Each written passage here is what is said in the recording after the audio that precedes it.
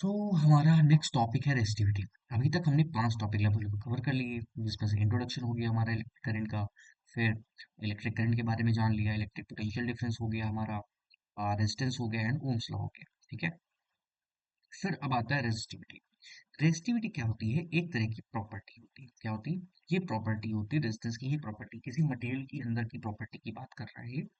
जैसे रेजिस्टेंस होता है, रेजिस्टेंस से हम आप इसको रिलेट करके देख सकते हैं। देखो, सपोज कोई एक आदमी है, ठीक है।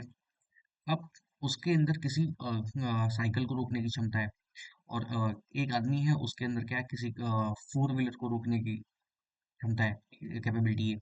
फिर इस तरीके से, ठीक है, इस तरीके से कोई एक आदमी है जो ट्रक को रोक सकता है भाई। ठीक है, जो किसको रोक सकता है? ट्रक को रोक सकता है। उसी तरीके से रेजिस्टिविटी क्या बताती है कि किसके अंदर कितना पोटेंशियल है, क्या रेजिस्टेंस कितना पोटेंशियल है करंट को रोकने का। ठीक है, ये क्या दिखाता है? रेजिस्टिविटी की प्रॉपर्टी शो करती है। ठीक है, तो ये लगभग लगभग ऐसे ही बनती है। अगर इस वाले क्वेश्चंस को देखो तो रेजिस्टेंस क्या होता है? Directly proportional to the length, मतलब जितना लंबा वायर होगा उतनी ज्यादा रेजिस्टेंस होगी।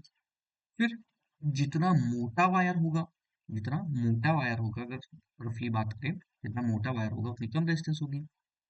अगर मैं इक्वेशन वन और ये दूसरी इक्वेशन को मिला तो बन जाएगा क्या? R is directly proportional to L upon A, यानी length upon cross section area.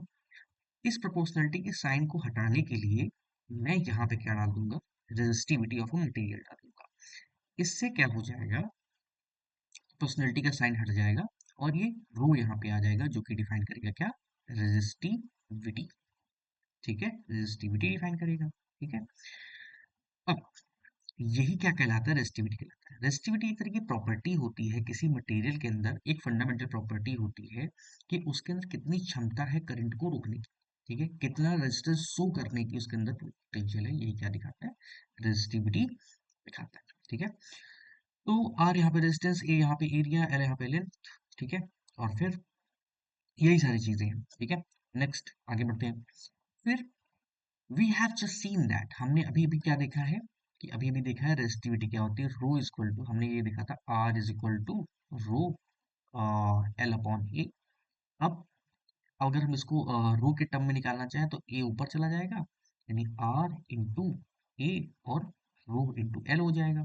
ठीक है, अब ये वाला एल नीचे आ जाएगा डिनोमिनेटर में, तो ये कुछ ऐसा हो जाएगा, rho is equal to R into A on L. ठीक, ऐसे लिख जाएगा। तो वही चीज यहाँ पे फॉर्मूला ये लिख दिया गया है। ठीक है, आगे बढ़ते हैं। तो now to get the unit of resistivity rho, अगर हमको इसका यूनिट निकालना हो, क्या निकालना हो? यूनिट निकालना हो, तो आर की यूनिट क्या होती? आर की यूनिट होती ओम। ठीक है, आर के रेजिस्टेंस की यूनिट क्या होती? ओम। ठीक है, एरिया की यूनिट क्या होती? Metre square. ठीक है, और लेंथ की यूनिट क्या होती? मीटर। करेक्ट। अगर एक मीटर से मीटर की पावर वन, एक मीटर की पावर वन, अगर एक एक कट जाएंगे तो क्या बचेगा? एक ही बचेगा, ओम, सॉरी ओम और मीटर आ जाएगा। ठीक है, इतना आ जाएगा। तो अगर इसको सिंबल्स में लिखना चाहोगे तो कुछ इस तरीके से लिखेंगे। तो ये हमारी एसआई यूनिट भी इसका हो गया। नेक्स्ट बढ़ते हैं। अब कुछ इंपॉर्टेंट नोट है।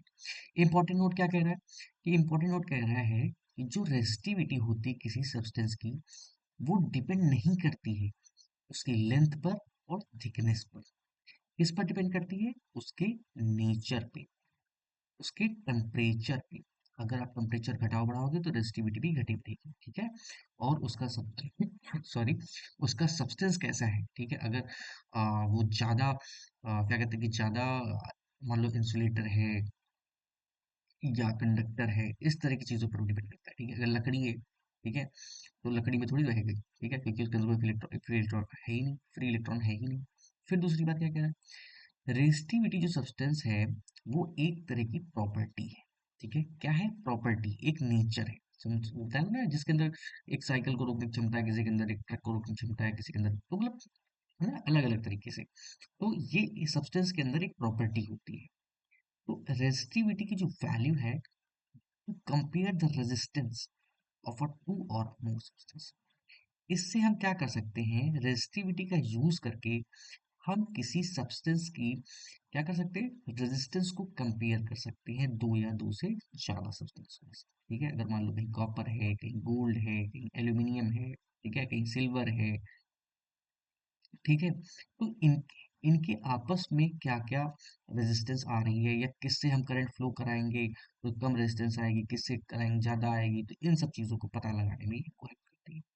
फिर दूसरा पॉइंट यहाँ पे नोट करने वाली बात क्या है कि जब भी हम बात करते हैं किसके बारे में, रेजिस्टेंस के बारे में, ठीक है, इन कंटेक्स्ट ऑफ इलेक्ट्रिसिटी, जब हम रोक मतलब इलेक्ट्रिसिटी के बारे में रेजिस्टेंस की बात करते हैं, तो उसका मतलब होता है इलेक्ट्रिकल रेजिस्टेंस। ठीक है, रेजिस्टेंस कई तरीके से हो सकते हैं ना, तो यहाँ पे हम इलेक्ट्रिक टर्म की बात करें, इलेक्ट्रिकल टर्म की बात करें तो इलेक्ट्रिकल रेजिस्टेंस हो गया। सेम वे से we can talk about resistivity, उसी तरीके से हम रेजिस्टिविटी के बारे में बात करेंगे, जिसका मतलब होगा इलेक्ट्रिकल रेजिस्टिविटी। कि इलेक्ट्रिकल रेजिस्टिविटी की प्रॉपर्टी क्या है, ठीक है। तो यहाँ पर जब भी करंट फ्लो होगा तो हम उसके टर्म पे लेंगे रेजिस्टिविटी को, ठीक है। अगर हम कोई और टर्म, जैसे मान लो मैं डाल दूं वाटर, ठीक है, वाटर रेजिस्टेंस, ठीक है, तो कोई सब्सटेंस कितना है जो वाटर को रेजिस्ट कर सकता है, वाटर को क्या कर सकता है, रेजिस्ट कर सकता है, ठीक है। तो उस हिसाब से रेजिस्टिविटी फिर अलग कैलकुलेट होगी, ठीक है। इलेक्ट्रिकल की बात हो रही थी, यहाँ पे इलेक्ट्रिकल की बात हो रही है, ठीक है। यहाँ पे नेक्स्ट फिर क्या है, एक टेबल है, अब टेबल देख लो क्या है। कंडक्टर्स के लिए जैसे सिल्वर, कॉपर, एल्यूमिनियम, टंगस्टन, निकल, आयरन, ठीक है, और क्रोमियम, मरकरी एंड मैग्नीज, ठीक है। आप बताओ मुझे टंगस्टन का यूज कहाँ पे होता है, ठीक है, कमेंट में बताना टंगस्टन का यूज कहाँ पे होता है, ठीक है। तो अब देखो, सबसे कम किसकी है, सिल्वर की है, 1.60 10⁻⁸। फिर कॉपर की आ जाती है, फिर एल्यूमिनियम की आ जाती है, फिर इस तरीके जैसे जैसे हम नीचे जाएंगे, जैसे जैसे हम नीचे जाएंगे क्या होगा, रेजिस्टिविटी बढ़ती जाएगी, यानी कि करंट को रोकने की जो क्षमता है वो क्या होगी, लगातार जैसे जैसे नीचे जाओगे वैसे वैसे बढ़ती जाएगी, ठीक है। फिर कंडक्टर, वो भी एलॉय वाले, जो मतलब सॉरी, दो तीन चीजों से मिलकर के बना, जैसे मैग्नेट, कॉपर, मैग्नीज और निकल से मिलकर के बना होता है, उसका रेजिस्टेंस ये होता है, रेजिस्टिविटी ये होती है, सॉरी, कॉन्स्टेंटेंट जो कॉपर और निकल का बना होता है उसकी रेजिस्टेंस ये होती है। नाइक्रोम, निकल, क्रोमियम, मैग्नीज एंड आयरन, उसकी रेजिस्टेंस ये होती है। फिर सेमी कंडक्टर जैसे जर्मेनियम, सिलिकॉन, ये सेमी कंडक्टर ऐसे होते हैं कि ये दो तरह से बिहेव करते हैं, बीच में पड़े रहते हैं, मतलब अगर पहले तो नॉन नॉन मेटल की तरह बिहेव करते हैं, ठीक है, और जैसे ही इनका थोड़ा सा टेम्परेचर अप होता है तो ये कंडक्टर बन जाते हैं। इसका सिलिकॉन का आपने देखा होगा, ठीक है, सिलिकॉन के वो बनते हैं सोलर पैनल, ठीक है, सोलर पैनल में इसका बहुत यूज होता है, ठीक है।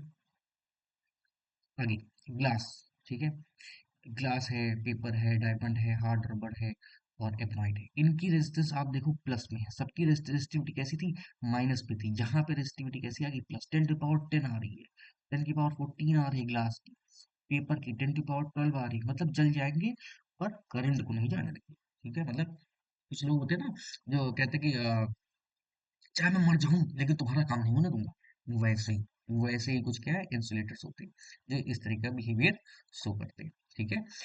Conclusion on the basis of given table, अगर मैं जो भी ऊपर में जो भी टेबल बताया दिखाई है उसके हिसाब से अगर कंक्लूजन निकालें, तो जितने भी गुड कंडक्टर होते हैं इलेक्ट्रिसिटी के, उनकी हमेशा रेजिस्टिविटी कैसी रहती है, लो रहती है।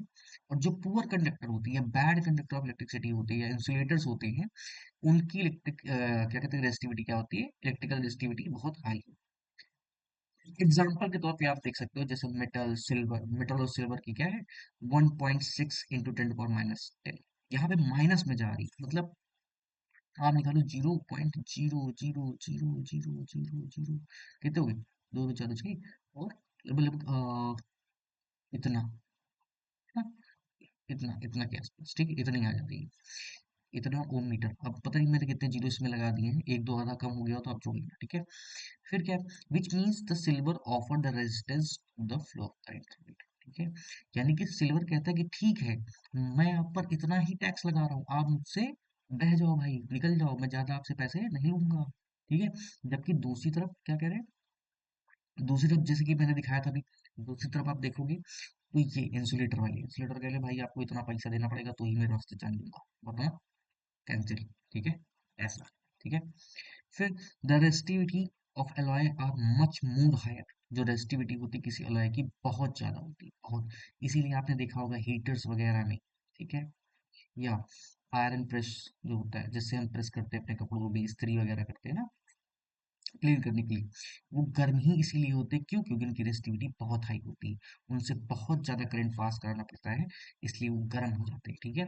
तो resistivity of a मैग्नीन alloy is a copper nickel is about 30 times more than than copper. कितने? 30 गुना ज़्यादा होती है। मतलब सपोज अगर यहाँ से करंट हमको 1 एम्पियर ले जाना पड़ रहा था, तो इनसे हमको कितना ले जाना पड़ेगा? 3 एम्पियर, 30 एम्पियर करंट फ्लो कराना पड़ेगा, ठीक है। तब जाके कहीं कहीं कहीं ना कहीं कह लो कि आपके 30 गुना करंट दिखाएंगे, मतलब इतना ज्यादा रेजिस्टेंस शो करते हैं कि अगर मान लो मेरे कितने इलेक्ट्रॉन एक बार में फ्लो हो रहे थे, मेरे 30 इलेक्ट्रॉन्स फ्लो हो जा रहे थे, तो यहाँ पर सिर्फ एक इलेक्ट्रॉन एक वायर से निकल के वहां तक पहुंचेगा, बाकी इतना घपलेबाजी ये लोग कर जाएंगे, ठीक है। तो इसी हाई रेजिस्टेंस रेजिस्टिविटी की वजह से मैग्नीन और कांस्टेंट एलॉय को हम यूज करते हैं कहाँ पे? रेजिस्टर के तौर पे, इन इलेक्ट्रॉनिक एम्प्लायर्स, जैसे कि हीटर, है ना, ब्लोअर, जो आप ठंडियों में इस्तेमाल करते हो, ठीक है। वाह। फिर आगे क्या लिखा है? It is due to high, यहाँ पे एच, ये हाई होना चाहिए था, थोड़ा सा लिख लेना, ठीक है। High of resistivity that manganin और constant alloy are used to make resistant wire use electron. अच्छा, वही चीज रिपीट कर दी, अच्छा 2 बार लाइन रिपीट हो गई। ये हाई था यहाँ पे, मैंने काट किसी तरह से 2 लाइन 2 बार रिपीट कर दी है, ठीक है। तो इतना ही था रेजिस्टिविटी के बारे में। और अगर कुछ ना समझ में आया हो तो आप मुझे कमेंट में बता सकते हो। एंड अगर आपको वीडियो पसंद आई हो तो आप लाइक कर सकते हो, अपने दोस्तों के साथ शेयर कर सकते हो। अभी तो खैर मैं इतनी वीडियोस डाल भी नहीं रहा कि आप सब्सक्राइब करो, खैर आप लाइक कर दो वही मेरे लिए बहुत है, ठीक है। ठीक ठीक है, थैंक यू। अभी मैं आगे आगे कुछ टॉपिक्स और रह गए, जैसे कि सीरीज वाले के बारे में बात करनी रह गई है। और तो मतलब वो जो हमारे क्वेश्चंस वगैरह आते हैं ना, क्या कहते हैं, पैरेलल कॉम्बिनेशन, सीरीज कॉम्बिनेशन वाला, उस पे रह गया है। और पावर एंड पावर के बारे में थोड़ा बताना रह गया है। ये सारी चीजें भी रहेगी, ठीक है। तो अभी इसमें बहुत सारा है, ठीक है, मैं डिटेल में बताते जा रहा हूँ, ठीक है, सारी चीजें। आप इसको बस पढ़ते जाओ, ठीक है। ओके, ठीक है, थैंक यू, बाय बाय।